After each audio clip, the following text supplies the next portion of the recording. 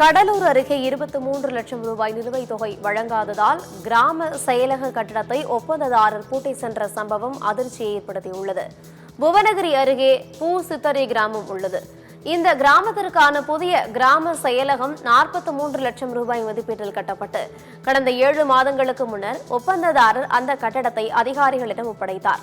ஆனால் அதிகாரிகளின் ஒப்பந்ததாரருக்கு 23 லட்சம் ரூபாய் நிலுவைத் தொகையை வழங்கவில்லை என்று தெரிகிறது. இந்த நிலையில் நிலுவைத் தொகையை கேட்டு பார்த்து இதுவரை கிடைக்காத நிலையில் கிராம செயலக கட்டடத்திற்கு 2 பூட்டுகளை போட்டு ஒப்பந்ததாரர் பூட்டி சென்றார். இந்த சம்பவம் அப்பகுதி மக்களிடையே பரபரப்பை ஏற்படுத்தியுள்ளது.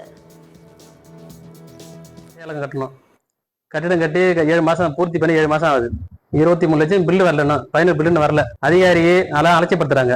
என்ன காரணம் தெரியல. ஒரு கமிஷனர் தெரியல, சொல்ல மாட்டாங்க அதிகம்.